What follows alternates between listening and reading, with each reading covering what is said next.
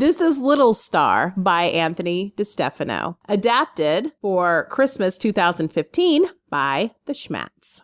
Hey, Mom and Matt, look up in the sky. Which one is the Christmas star? Do you see it? We don't. Don't hurt your eyes looking for him, kids. You won't find him. He's not up there anymore. Where is he? Where did he go? You mean we never told you the story of the Christmas star before? Nope, never, but I want to hear about it. Will you tell me? Well, a long time ago, in the farthest corner of the universe, there was a tiny star. In fact, he was the smallest star in the heavens. His name was Little Star. Little Star was sad and lonely. The other stars didn't make fun of him. They simply ignored him because he was so tiny. But what can be worse for a star than to be ignored? After all, stars do little more than decorate the sky. They help pass long evenings by twinkle talk. And there was a lot of twinkling going on. The other stars were all talking about a rumor they had heard for ages. A rumor that a king would soon be born in a faraway planet called Earth. It was known that the king had a special message that would change the world forever. As the great day approached, excitement among the stars began to build. A special reward was to be given to the star who could shine the brightest on the night the baby king was born. In preparation, the stars were being cleaned and dusted by long-tailed comets. They made them twinkle and sparkle and give off a much stronger light, all except Little Star, who was being ignored again, despite his tears. Little Star was so sad that his points drooped. How could an undusted star have any chance of winning the reward?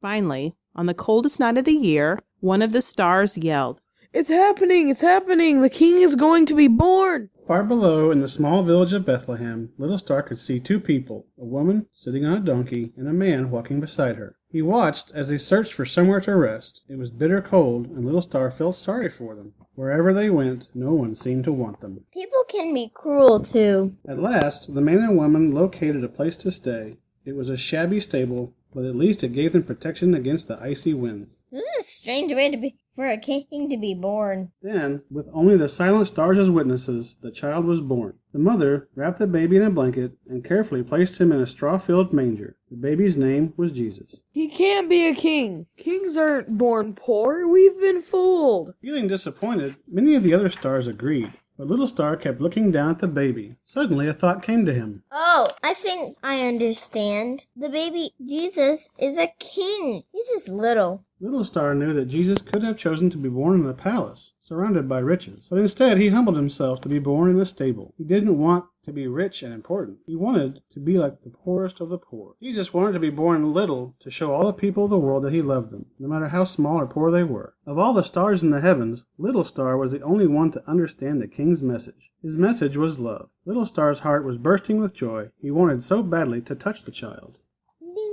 Trying as hard as he could, he used all of his strength and might to reach out with his light toward the earth. Burning brighter and brighter, he extended his rays down to the village of Bethlehem, into the cold stable, warming and lighting it with his love. The other stars were amazed. They had never seen Little Star so big and so bright. But they were scared that he was burning too brightly for such a small star. Stop!